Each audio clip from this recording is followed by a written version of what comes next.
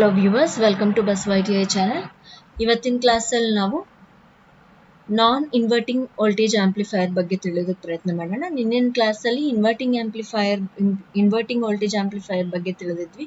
ಅದರ ಅಪ್ಲಿಕೇಶನ್ ಏನು, ಅದರ ಅಡ್ವಾಂಟೇಜಸ್ ಏನು, ಡಿಸ್ಅಡ್ವಾಂಟೇಜಸ್ ಏನು, ಹೇಗೆ ವರ್ಕ್ ಮಾಡುತ್ತೆ ಅನ್ನೋದ್ರ ಬಗ್ಗೆ ತಿಳಿದಿದ್ವಿ. ಇವತ್ತಿನ ಕ್ಲಾಸಲ್ಲಿ ಬಂದು ನಾವು ನಾನ್ ಇನ್ವರ್ಟಿಂಗ್ ವೋಲ್ಟೇಜ್ ಆಂಪ್ಲಿಫೈಯರ್ ಬಗ್ಗೆ ತಿಳಿಯೋದಕ್ಕೆ ಪ್ರಯತ್ನ ಮಾಡೋಣ. ಈ ಒಂದು ಟಾಪಿಕ್ ಬಂದು ಆಪರೇಷನಲ್ ಆಂಪ್ಲಿಫೈಯರ್ಸ್ ಚಾಪ್ಟ್ರಲ್ಲಿ ಟ್ರೇಡ್ ಥಿಯರಿ ಸಬ್ಜೆಕ್ಟ್ ಅಲ್ಲಿ ಹಾಗೂ ಎಲೆಕ್ಟ್ರಾನಿಕ್ ಮೆಕ್ಯಾನಿಕ್ ಫಸ್ಟ್ ಇಯರ್ ಅವರಿಗೆ ಇರುತ್ತೆ. ಸೊ ಇಂಟ್ರೊಡಕ್ಷನ್ ನೋಡೋದಾದ್ರೆ, ನಾನ್ inverting amplifier is an op-amp circuit configuration that produces an amplified output signal, and this output signal of the non-inverting op-amp is in phase with the applied input signal.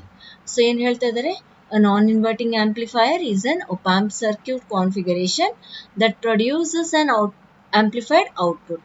So non-inverting amplifier ಅನ್ನೋದು op-amp ಇಂದ operational amplifier IC741 ಅನ್ನ use ಮಾಡಿಕೊಂಡು ನಾವು ತಯಾರು ಮಾಡಿರುವಂತಹ ಒಂದು circuit configuration ಅಂತ ಹೇಳ್ಬೋದು. ಯಾವುದಾದ್ರೆ ಕೊಟ್ಟಿರುವಂತಹ ಇನ್ಪುಟ್ಟಿನ ಆಂಪ್ಲಿಫೈಡ್ ಔಟ್ಪುಟ್ ಅನ್ನ ಪ್ರೊಡ್ಯೂಸ್ ಮಾಡುತ್ತೆ. ಸೊ ಪ್ರೊಡ್ಯೂಸ್ ಮಾಡೋದು ಹೇಗೆ, ಔಟ್ಪುಟ್ ನಿನ್ನೆ ನಾವು ಏನು ನೋಡಿದ್ವಿ, ಇನ್ವರ್ಟಿಂಗ್ ಆಂಪ್ಲಿಫೈಯರ್ ಅಲ್ಲಿ ಇನ್ಪುಟ್ ಇಂದ ಔಟ್ಪುಟ್ಗೆ 180 degree out of phase signal ಬರುತ್ತೆ ಅಂತ ಹೇಳಿ. ಔಟ್ಪುಟ್ ನಾವು ಯಾವ ಫೇಸ್ ಅಲ್ಲಿ ಇನ್ಪುಟ್ ಆದ್ರೆ ಅಪ್ಲೈ ಮಾಡಿರ್ತೀವಿ ಅದಕ್ಕೆ ಅಪೋಸಿಟ್ ಫೇಸ್ 180 ಡಿಗ್ರಿ ಔಟ್ಪುಟ್ ಅಲ್ಲಿ ಬರುತ್ತೆ. ಅದೇ ನಾನ್ ಇನ್ವರ್ಟಿಂಗ್ ಅಲ್ಲಿ ನಾವು ಯಾವ ಫೇಸ್ ಆದ್ರೆ ಅಪ್ಲೈ ಮಾಡಿದೀವಿ same as it is output ಅಲ್ಲಿ ಇರುತ್ತೆ. ಯಾವುದೇ ತರದ ಫೇಸ್ ಇನ್ವರ್ಷನ್ ಇರೋದಿಲ್ಲ ಇದರಲ್ಲಿ. ಆ ಕಾರಣದಿಂದ ಇದನ್ನ ನಾನ್ ಇನ್ವರ್ಟಿಂಗ್ ಆಂಪ್ಲಿಫೈಯರ್ ಅಂತ ಕರಿತೀವಿ. In other words, a non-inverting amplifier behaves like a voltage follower circuit. So ಇದನ್ನ ಇನ್ನೊಂದು ತರ ನಾವು ಹೇಳ್ಬೋದಂದ್ರೆ voltage follower circuit ಅಂತಾನೋ ಇದನ್ನ ಕರಿತೀವಿ. A non-inverting amplifier also uses a negative feedback connection, but instead of feeding the entire output signal to the input, only a part of the output signal voltage is fed back as input to the inverting input terminal of the op-amp. So ಏನು ಹೇಳ್ತಾ ಇದ್ದಾರೆ, ಇದರಲ್ಲಿನೂ inverting amplifier ಅಲ್ಲಿ ಯಾವ ರೀತಿ ಆದ್ರೆ negative feedback connection ಅನ್ನ ಹೊಂದಿರುತ್ತೆ, ಬಳಕೆ ಮಾಡ್ಕೊಳ್ಳುತ್ತೆ. ನಾನ್ ಇನ್ವರ್ಟಿಂಗ್ ಆಂಪ್ಲಿಫೈಯರ್ನು ನಮಗೆ ನೆಗೆಟಿವ್ ಫೀಡ್ಬ್ಯಾಕ್ ಅನ್ನೇ ನಾವು ಕೊಡ್ತೀವಿ. ಸೊ ಏನು ಸ್ವಲ್ಪ ಅಮೌಂಟ್ ಕಂಪ್ಲೀಟ್ ಔಟ್ಪುಟ್ ಫೀಡ್ಬ್ಯಾಕ್ ಕೊಡ್ಲಾರ್ದಂಗ ನಾವೇನ್ ಮಾಡ್ತೀವಿ ಆದ್ರೆ ಇದರಲ್ಲಿ ಸ್ಮಾಲ್ ಪೋರ್ಷನ್, ಸ್ವಲ್ಪ ಅಮೌಂಟ್ ಆಫ್ ಔಟ್ಪುಟ್ ಅನ್ನ, ಸ್ಮಾಲ್ ಪಾರ್ಟ್ ಆಫ್ ಸಿಗ್ನಲ್ ಅನ್ನ, ಸ್ಮಾಲ್ ಪಾರ್ಟ್ ಆಫ್ ವೋಲ್ಟೇಜ್ ಅಂತಾನು ಹೇಳ್ಬೋದು, ಅದನ್ನು ತೆಗೆದು ನಾವು ಫೀಡ್ಬ್ಯಾಕ್ ಆಗಿ ಅಪ್ಲೈ ಮಾಡ್ತೀವಿ ಇನ್ಪುಟ್ ಟರ್ಮಿನಲ್ಗೆ. The high input impedance and low output impedance of the non-inverting amplifier make the circuit ideal for impedance buffering applications. So ಇದರಲ್ಲಿ ಈ ಒಂದು ಸರ್ಕ್ಯೂಟ್ಗೆ ಇನ್ಪುಟ್ ಇಂಪಿಡೆನ್ಸ್ ಜಾಸ್ತಿ ಇರುತ್ತೆ, ಔಟ್ಪುಟ್ ಇಂಪಿಡೆನ್ಸ್ ಕಡಿಮೆ ಇರೋದ್ರಿಂದ ಈ ಒಂದು ಅಡ್ವಾಂಟೇಜ್ ಇಂದ ನಮಗೆ ಅಡ್ವಾಂಟೇಜ್ ಅಂತಾನೆ ಹೇಳ್ಬೋದು. ಈ ಒಂದು ಅಡ್ವಾಂಟೇಜ್ ಇಂದ ನಾನ್ ಇನ್ವರ್ಟಿಂಗ್ ಕಾನ್ಫಿಗರೇಷನ್ ಬಂದು ನಮಗೆ ಇಂಪಿಡೆನ್ಸ್ ಬಫರಿಂಗ್ ಅಪ್ಲಿಕೇಶನ್ಸ್ ಅಲ್ಲಿ ಬಹಳ ಬಳಕೆ ಮಾಡ್ತಾರೆ. ಇದ್ರ ವರ್ಕಿಂಗ್ ನೋಡೋದಾದ್ರೆ ಹೇಗಿರುತ್ತೆ ಅನ್ನೋದನ್ನ ನೋಡೋಣ. The op-amp non-inverting amplifier circuit provides a high input impedance along with all the disadvantages gained from using an operational amplifier. So ಏನು ಹೇಳ್ತಾ ಇದ್ದಾರೆ, ನಾನ್ ಇನ್ವರ್ಟಿಂಗ್ ಆಂಪ್ಲಿಫೈಯರ್ ಸರ್ಕ್ಯೂಟ್ ಬಂದು ನಮಗೆ ಹೈ ಇನ್ಪುಟ್ ಇಂಪಿಡೆನ್ಸ್ ಅನ್ನ ಕೊಡುತ್ತೆ ಹಾಗೂ ಎಲ್ಲ ತರದ ಅಡ್ವಾಂಟೇಜಸ್ಗಳನ್ನ ಹೊರತುಪಡಿಸಿ ನಮಗೆ ಈ ಒಂದು ಇನ್ಪುಟ್ ಇಂಪಿಡೆನ್ಸ್ ಜಾಸ್ತಿ ಕೊಡುತ್ತೆ. ಬೇರೆ ಎಲ್ಲ ಅಡ್ವಾಂಟೇಜಸ್ ನಾವು ನೋಡಿದಾಗ ಮೇನ್ ಅಡ್ವಾಂಟೇಜ್ ಬಂದು ನಮಗೆ ಇನ್ಪುಟ್ ಇಂಪಿಡೆನ್ಸ್ ಜಾಸ್ತಿ ಇರುವಂತದ್ದು.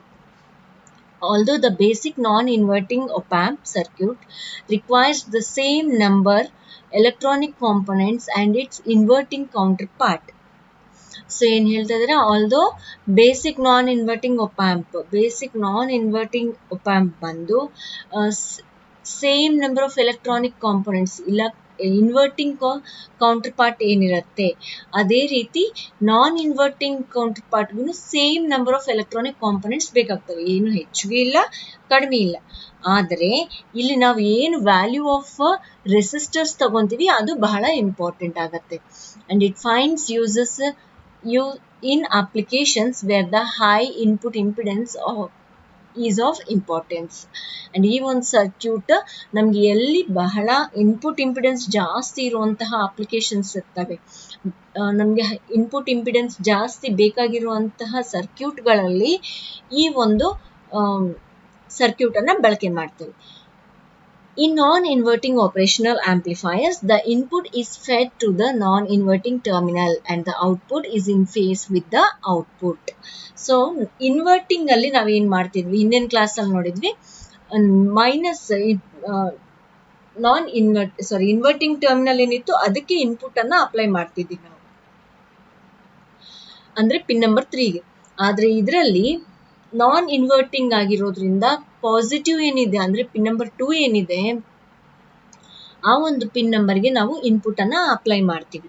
ಆದ ಕಾರಣ ನಾನ್ ಇನ್ವರ್ಟಿಂಗ್ ಟರ್ಮಿನಲ್ಗೆ ಇನ್ಪುಟ್ ಅನ್ನ ಅಪ್ಲೈ ಮಾಡ್ತಾ ಇರೋದ್ರ ಕಾರಣ ಔಟ್ಪುಟ್ನು ಬಂದು ನಮಗೆ ಇನ್ ಫೇಸ್ ಇರುತ್ತೆ, ಯಾವುದೇ ತರದ ಫೇಸ್ ಇನ್ವರ್ಷನ್ ಇರೋದಿಲ್ಲ.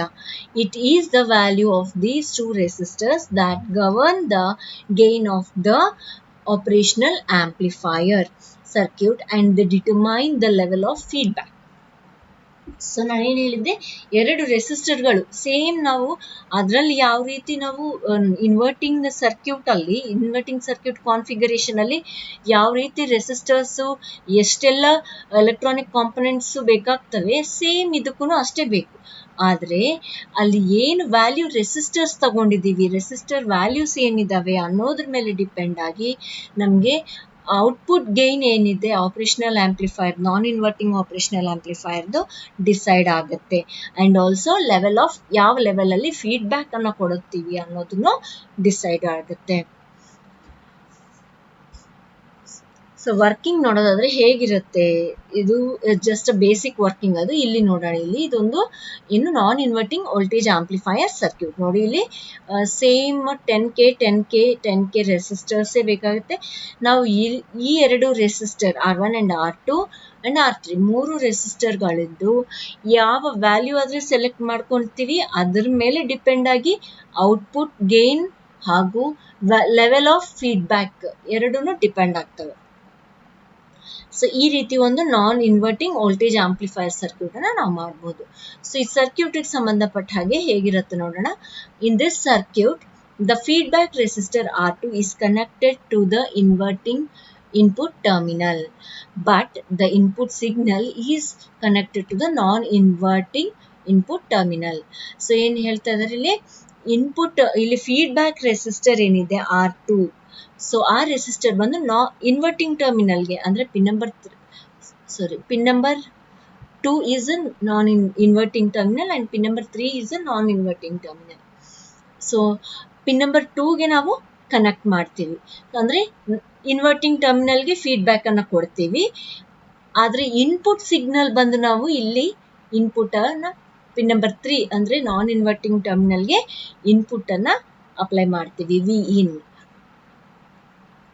And thus some portion of the output is fed back to the inverting input, providing some voltage VB at the inverting terminal of the same polarity as at the non-inverting terminal. So non-inverting input. So ಏನ್ ಹೇಳ್ತಾ ಇದ್ದಾರೆ, ಇಲ್ಲಿ ನಾವು ಏನ್ feedback ಅನ್ನ ಕೊಟ್ಟಿರ್ತೀವಿ, a small amount of portion of output ಅನ್ನ ಏನ್ ಫೀಡ್ಬ್ಯಾಕ್ ಕೊಟ್ಟಿರ್ತೀವಿ ಆ ಒಂದು ಫೀಡ್ಬ್ಯಾಕ್ ನಮ್ಗೆ ಏನ್ ಮಾಡುತ್ತೆ, ಇನ್ವರ್ಟಿಂಗ್ ಟರ್ಮಿನಲ್ VB ಅನ್ನುವಂತಹ ವೋಲ್ಟೇಜ್ ಅನ್ನ ಉತ್ಪನ್ನ ಮಾಡುತ್ತೆ. ಆ ವೋಲ್ಟೇಜ್ ಯಾವ ರೀತಿ ಇರುತ್ತೆ, ನಾವು ಇಲ್ಲಿ ಇನ್ಪುಟ್ ಯಾವ ಸಿಗ್ನಲ್ ಆದ್ರೆ ಕೊಟ್ಟಿದ್ದೀವಿ ಅದೇ ಪೊಲಾರಿಟಿಯಲ್ಲಿ ನಮ್ಗೆ ಪಿನ್ ನಂಬರ್ 2 ಅಲ್ಲಿ ಅಂದ್ರೆ ಇನ್ವರ್ಟಿಂಗ್ ಟರ್ಮಿನಲ್ ಅಲ್ಲಿನೂ ಸೇಮ್ ಪೊಲಾರಿಟಿ ಇರುವಂತಹ ವೋಲ್ಟೇಜ್ ಉತ್ಪನ್ನ ಆಗುತ್ತೆ. ಸೊ ಈ ಕಾರಣ ಇವೆರಡು ಸಿಗ್ನಲ್ ಕೂಡ್ಕೊಂಡು ನಮ್ಗೆ ಏನಾಗುತ್ತೆ, ಆಂಪ್ಲಿಫೈ ಆಗತ್ತೆ.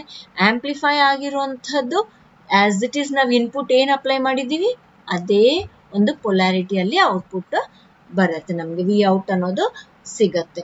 ಸೊ ಇದು ಒಂದು ವರ್ಕಿಂಗ್. ಇವಾಗ ಅಪ್ಲಿಕೇಶನ್ಸ್ ಅನ್ನ ನೋಡೋದಾದ್ರೆ ಎಲ್ಲೆಲ್ಲಿ ಅಪ್ಲಿಕೇಶನ್ಸ್ ಇದು ಬಳಕೆ ಮಾಡ್ತಾರೆ ಅನ್ನೋದು ನೋಡೋದಾದ್ರೆ, ಮೊದಲನೇದಾಗಿ the circuits that have the requirement of the high input impedance non-inverting amplifiers are utilized. ಎಲ್ಲಾದ್ರೆ ನಮಗೆ ಇನ್ಪುಟ್ ಇಂಪಿಡೆನ್ಸ್ ಅನ್ನೋದು ತುಂಬಾ ಜಾಸ್ತಿ ಬೇಕಾಗತ್ತೆ ಯಾವ ಸರ್ಕ್ಯೂಟ್ಸ್ ಅಲ್ಲಾದ್ರೆ ಅಂತಹ ಒಂದು ಸರ್ಕ್ಯೂಟ್ಸ್ ಅಲ್ಲಿ ನಾನ್ ಇನ್ವರ್ಟಿಂಗ್ ಆಂಪ್ಲಿಫೈಯರ್ಸ್ ಯೂಸ್ ಮಾಡ್ತೀವಿ. To isolate a respective cascaded circuits, these are used. ಕೆಲವೊಂದು ಪ್ರತ್ಯೇಕವಾದ ಸರ್ಕ್ಯೂಟ್ಗಳನ್ನ ಕ್ಯಾಸ್ಕೇಡೆಡ್ ಸರ್ಕ್ಯೂಟ್ಗಳನ್ನ ಐಸೋಲೇಟ್ ಮಾಡೋದಕ್ಕೂ ನಾವು ಈ ಒಂದು ನಾನ್ ಇನ್ವರ್ಟಿಂಗ್ ಆಂಪ್ಲಿಫೈಯರ್ ಗಳನ್ನ ಬಳಕೆ ಮಾಡ್ತೀವಿ ಐಸೋಲೇಟ್ ಮಾಡೋದಕ್ಕೆ. ಸೊ ನೆಕ್ಸ್ಟ್ ಬಂದು in the varying gains consideration these amplifiers are used. So ಇದರಲ್ಲಿ ಏನು ನಮಗೆ ಔಟ್ಪುಟ್ ಗೇನ್ ನಾನು ಹೇಳಿದ್ದೆ, ಔಟ್ಪುಟ್ ಗೇನ್ ಬಂದು ನಮಗೆ ಏನು ವ್ಯಾಲ್ಯೂ ಆಫ್ ರೆಸಿಸ್ಟರ್ಸ್ ನಾವು ತಗೊಂತೀವಿ ಇದರಲ್ಲಿ ಕನೆಕ್ಟ್ ಮಾಡಿರುವಂತದ್ರ ಮೇಲೆ ಡಿಪೆಂಡ್ ಆಗತ್ತೆ ಅಂತ ಹೇಳಿದ್ದೆ ನಾನು. ಸೊ ಅದಕ್ಕಾಗಿ ನಾವು ವ್ಯಾಲ್ಯೂ ಆಫ್ ರೆಸಿಸ್ಟರ್ಸ್ ಚೇಂಜ್ ಮಾಡ್ದಂಗೆಲ್ಲ ಔಟ್ಪುಟ್ ಗೇನ್ ಅನ್ನ ನಾವು ವೇರಿ ಮಾಡ್ಕೊಂತ ಹೋಗ್ಬೋದು. ಎಲ್ಲಿ ನಮಗೆ ವ್ಯಾಲ್ಯೂಸ್ ವೇರಿ ಮಾಡಬೇಕಾಗತ್ತೆ, ಗೇನ್ ಇನ್ ವ್ಯಾಲ್ಯೂಸ್ ವೇರಿ ಮಾಡಬೇಕಾಗತ್ತೆ ಅಂತಹ ಒಂದು ಸರ್ಕ್ಯೂಟ್ಗಳಲ್ಲಿ ಈ ಒಂದು ಆಂಪ್ಲಿಫೈರ್ ಗಳನ್ನ ಬಳಕೆ ಮಾಡ್ತಾರೆ. ಅಂದ್ರೆ ಡಿಫ್ರೆಂಟ್ ಗೇನ್ ಔಟ್ಪುಟ್ ಗೇನ್ಗಳ ಬೇಕಾಗಿದ್ದಲ್ಲಿ ಸೆಲೆಕ್ಟ್ ಮಾಡ್ಕೊಳ್ಳೋದಕ್ಕೆ ಇಲ್ಲಿ ರೆಸಿಸ್ಟರ್ಸ್ ಹತ್ರ ನಮ್ಗೆ ಏನು ಪೊಟೆನ್ಶಿಯೋಮೀಟರ್ ಗಳನ್ನ ಯೂಸ್ ಮಾಡಿ ಡಿಫ್ರೆಂಟ್ ರೆಸಿಸ್ಟೆನ್ಸ್ ವ್ಯಾಲ್ಯೂಸ್ ಅನ್ನ ಸೆಲೆಕ್ಟ್ ಮಾಡ್ಕೊಳ್ಳೋದ್ರ ಮುಖಾಂತರ ಡಿಫ್ರೆಂಟ್ ಔಟ್ಪುಟ್ ಗೇನ್ಸ್ ಅನ್ನು ಜನರೇಟ್ ಮಾಡ್ತೀವಿ. ಎಲ್ಲ ಆದ್ರೆ ನಮ್ಗೆ ಬೇರೆ ಬೇರೆ ತರದ ಗೇನ್ಗಳು ಬೇಕಾಗತ್ತೆ ಔಟ್ಪುಟ್ ಅಲ್ಲಿ ಅಂತಹ ಒಂದು ಸರ್ಕ್ಯೂಟ್ ಗಳಲ್ಲಿ ನಾವು ಈ ಒಂದು ಆಂಪ್ಲಿಫೈಯರ್ಸ್ ಅನ್ನ ಬಳಕೆ ಮಾಡ್ತೀವಿ. So these amplifiers possesses unit gain value. It has many valid features in terms of negative feedback applied to it. So ಇಲ್ಲಿ ಬಂದು ನಮಗೆ ಯೂನಿಟ್ ಗೇನ್ ವ್ಯಾಲ್ಯೂ ಇಂದ ಸ್ಟಾರ್ಟ್ ಆಗುತ್ತೆ. ಸೊ ಅದರಿಂದ ಅಂದ್ರೆ small unit gain, small gain ಇಂದ ಹಿಡಿದು large gain ತನಕನು ವಿ ಕ್ಯಾನ್ ವೇರಿ ಇಟ್. ಅದ್ರ ಕಾರಣ ಇಲ್ಲಿ ತುಂಬಾ ವ್ಯಾಲಿಡ್ ಫೀಚರ್ಸ್ ಇರ್ತವೆ, ಅಂದ್ರೆ ತುಂಬಾ ಒಂದು ಗುಣಗಳನ್ನ ಹೊಂದಿರುತ್ತೆ. ಅದಕ್ಕೆ ಏನು ನೆಗೆಟಿವ್ ಫೀಡ್ಬ್ಯಾಕ್ ಅನ್ನು ನಾವು ಅಪ್ಲೈ ಮಾಡ್ತಾ ಇದೀವಿ ಅದನ್ನ ಬೇಸ್ ಆಗಿ ತಗೊಂಡಿದ್ದವಾಗ ನಮ್ಗೆ ಈ ಒಂದು ಸರ್ಕ್ಯೂಟ್ ತುಂಬಾ ಗುಣಗಳನ್ನ ಹೊಂದ್ಕೊಂಡಿರುತ್ತೆ. And the output has a minimum or zero value of resistance. Because of this reason, the matching of the order circuits becomes easier. So ಏನು ಹೇಳ್ತಾ ಇದ್ದಾರೆ, ಇದರ ಔಟ್ಪುಟ್ ಬಂದು ನಮಗೆ ಝೀರೋ ಅಥವಾ ಮಿನಿಮಮ್ ವ್ಯಾಲ್ಯೂ ಆಫ್ ರೆಸಿಸ್ಟೆನ್ಸ್ ಇರುತ್ತೆ ಔಟ್ಪುಟ್ಗೆ. ಸೊ ಇದಕ್ಕಾಗಿ ಇದು ಒಂದು ಕಾರಣದಿಂದ ನಮಗೆ matching of the other circuits, ಈ ಸರ್ಕ್ಯೂಟ್ ಅನ್ನ ಬೇರೆ ಸರ್ಕ್ಯೂಟಿಗೆ ಮ್ಯಾಚಿಂಗ್ ಮಾಡೋ ಅಂಥದ್ದು ತುಂಬಾ ಈಸಿ ಆಗುತ್ತೆ. ಸೊ ಇವೆಲ್ಲ ಬಂದು ನಮಗೆ ಅಪ್ಲಿಕೇಶನ್ಸ್ ಆದವು. ಮುಂದೆ ನಾವು ಅಡ್ವಾಂಟೇಜಸ್ ಅನ್ನು ನೋಡೋಣ. Advantages and disadvantages of non inverting amplifier ಬಗ್ಗೆ ನೋಡೋಣ. ಮೊದಲು ಅಡ್ವಾಂಟೇಜಸ್ ನೋಡೋದಾದ್ರೆ ನಾವು ಮೊದಲನೇದಾಗಿ the output signal is obtained without phase inversion. So it is a very simple. ನಾವು ಏನು ನಾನ್ ಇನ್ವರ್ಟಿಂಗ್ ಟರ್ಮಿನಲ್ಗೆ ಇನ್ಪುಟ್ ಅನ್ನು ಅಪ್ಲೈ ಮಾಡೋದ್ರಿಂದ ನಮಗೆ ಔಟ್ಪುಟ್ನು ವಿತೌಟ್ ಯಾವುದೇ ತರದ ಫೇಸ್ ಇನ್ವರ್ಷನ್ ಇಲ್ಲದ ಬರುತ್ತೆ ಅಂತ ಗೊತ್ತಿದ್ದ ವಿಷಯ. ಇದು ಒಂದು ಫಸ್ಟ್ ಅಡ್ವಾಂಟೇಜ್. ಅಂಡ್ ಎರಡನೇದಾಗಿ in comparison to the impedance value of the input at the inverting amplifier is high in the non-inverting amplifier. Input ಅಥವಾ ಔಟ್ಪುಟ್ ಇಂಪಿಡೆನ್ಸ್ ಗಳನ್ನ ನಾವು ಇನ್ವರ್ಟಿಂಗ್ ಆಂಪ್ಲಿಫೈರ್ಗೆ ನಾನ್ ಇನ್ವರ್ಟಿಂಗ್ ಆಂಪ್ಲಿಫೈರ್ ಎರಡರಲ್ಲಿ ನಾವು ಕಂಪೇರ್ ಮಾಡಿದವಾಗ ಈ ಒಂದು ನಾನ್ ಇನ್ವರ್ಟಿಂಗ್ ಆಂಪ್ಲಿಫೈಯರಿಗೆ ಜಾಸ್ತಿ ಇಂಪಿಡೆನ್ಸ್ ವ್ಯಾಲ್ಯೂಸ್ ಇರ್ತವೆ. ಯಾವಾಗ ಇನ್ವರ್ಟಿಂಗ್ ಆಂಪ್ಲಿಫೈರ್ಗೆ ಕಂಪೇರ್ ಮಾಡಿದವಾಗ ನಾನ್ ಇನ್ವರ್ಟಿಂಗ್ ಆಂಪ್ಲಿಫೈರ್ಗೆ ಇನ್ಪುಟ್ ಹಾಗೂ ಔಟ್ಪುಟ್ ಇಂಪಿಡೆನ್ಸ್ ಗಳ ವ್ಯಾಲ್ಯೂಗಳು ಜಾಸ್ತಿ ಇರ್ತವೆ. And the voltage gain in this amplifier is variable. Voltage gain ನಾನು ಹೇಳಿದ್ದೆ, ರೆಸಿಸ್ಟೆನ್ಸ್ ವ್ಯಾಲ್ಯೂ ಅನ್ನ ಚೇಂಜ್ ಮಾಡಿಕೊಂಡು ಔಟ್ಪುಟ್ ವೋಲ್ಟೇಜ್ ಗೇನ್ ಅನ್ನ ನಾವು ವೇರಿ ಮಾಡ್ಕೋಬಹುದು. ಸೊ ಇದು ಒಂದು ಅಡ್ವಾಂಟೇಜ್ ಆಯ್ತು. And better matching of impedance can be obtained with the non-inverting amplifiers. Non-inverting amplifiers ಇರೋದ್ರಿಂದ ನಾವು ಬಹಳಷ್ಟು ಸರ್ಕ್ಯೂಟ್ಗಳಲ್ಲಿ ಇಂಪಿಡೆನ್ಸ್ ಮ್ಯಾಚಿಂಗ್ ಸಲುವಾಗಿ ಇದನ್ನ ಬಳಕೆ ಮಾಡ್ಕೋಬಹುದು. and it has a positive voltage gain.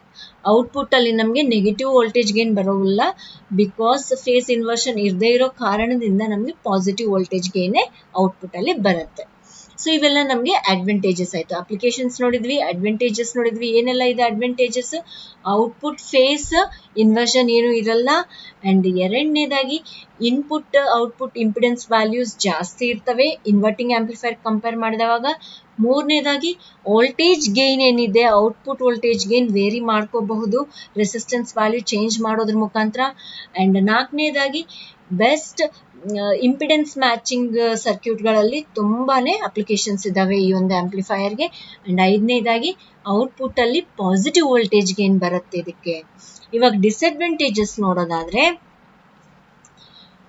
the disadvantages of the non-inverting amplifiers are as follows. First one, more stages are utilized based on the requirement of achieving desired gain. ನಮಗೆ desired gain ಇದರಿಂದ ಬರುವಂತಹ gain ಸಾಕಾಗಲಿಲ್ಲ ಅಂತಂದರೆ, ಇನ್ನೂ ಜಾಸ್ತಿ ಬೇಕು ಅಂತಂದವಾಗ more stages utilise ಮಾಡ್ಕೋಬೇಕಾಗತ್ತೆ. And based on the respective amplifiers chosen, the input and output resistance gets varied. So amplifiers ಅಂದ್ರೆ ನಾವು ಯಾವ ಲೆವೆಲ್ಗೆ ನಾವು ಆಂಪ್ಲಿಫೈ ಮಾಡಬೇಕು ಅನ್ನೋದನ್ನ ನಾವು ಚೂಸ್ ಮಾಡ್ಕೊಳ್ಳೋದ್ರ ಮುಖಾಂತರ ರೆಸಿಸ್ಟೆನ್ಸ್ಗಳು ವೇರಿ ಮಾಡಬಹುದು. ಅಂದರೆ ಔಟ್ಪುಟ್ ರೆಸಿಸ್ಟೆನ್ಸ್ ಏನಿರುತ್ತೆ, ನಮಗೆ ನಾನ್ ಇನ್ವರ್ಟಿಂಗ್ ಆಂಪ್ಲಿಫೈಯರ್ ಅಲ್ಲಿ ಔಟ್ಪುಟ್ ರೆಸಿಸ್ಟೆನ್ಸ್ 0 ಅಥವಾ ಬಹಳ ಮಿನಿಮಮ್ ಇರುತ್ತೆ ಅಂತ ಹೇಳಿದೆ. ಸೊ ಆದರೆ ಇಲ್ಲಿ ಆ ಒಂದು ರೆಸಿಸ್ಟೆನ್ಸ್ ವ್ಯಾಲ್ಯೂಗಳನ್ನು ನಾವು ಆಂಪ್ಲಿಫೈಯರ್ಸ್ ಚೂಸ್ ಮಾಡ್ಕೊಳ್ಳೋದ್ರ ಮುಖಾಂತರ ವೇರಿ ಆಗ್ತಾ ಇರುತ್ತೆ, ಕಾನ್ಸ್ಟೆಂಟ್ ಆಗಿ ಇರೋದಿಲ್ಲ. ಅದ್ರ ಕಾರಣ ನಮಗೆ ಇದು ಒಂದು ಡಿಸ್ಅಡ್ವಾಂಟೇಜ್ ಅಂತಾನೆ ಹೇಳ್ಬೋದು. ಸೊ ಇಲ್ಲಿಗೆ ನಿಮಗೆಲ್ಲ ಅರ್ಥ ಆಗಿದೆ ಅಂತ ತಿಳ್ಕೊತಾ ಇದ್ದೀನಿ. ಏನು ಲಾಸ್ಟ್ ಇದರಲ್ಲಿ ನಾವು ಇನ್ವರ್ಟಿಂಗ್ ಆಂಪ್ಲಿಫೈಯರ್ ನೋಡಿದ್ವಿ, ಈ ಒಂದು ಇದರಲ್ಲಿ ನಾನ್ ಇನ್ವರ್ಟಿಂಗ್ ವೋಲ್ಟೇಜ್ ಆಂಪ್ಲಿಫೈಯರ್ ಅನ್ನ, ಅದ್ರ ವರ್ಕಿಂಗ್ ಅನ್ನ, ಅಪ್ಲಿಕೇಶನ್ಸ್ ಅನ್ನ, ಅಡ್ವಾಂಟೇಜಸ್ ಅಂಡ್ ಡಿಸ್ಅಡ್ವಾಂಟೇಜಸ್ ಅನ್ನ ನೋಡಿದ್ವಿ. ಐ ಹೋಪ್ ನಿಮ್ಗೆಲ್ಲ ಅರ್ಥ ಆಗಿದೆ ಅಂತ ತಿಳ್ಕೊತಾ ಇದ್ದೀನಿ. ಮುಂದಿನ ಕ್ಲಾಸ್ ಅಲ್ಲಿ ವೋಲ್ಟೇಜ್ ಕಂಪ್ಯಾರೇಟರ್ ಬಗ್ಗೆ ತಿಳಿಯೋದಕ್ಕೆ ಪ್ರಯತ್ನ ಮಾಡೋಣ. And so thanks for watching. Please subscribe and press the bell icon for further notifications. Like and share the videos. Thank you.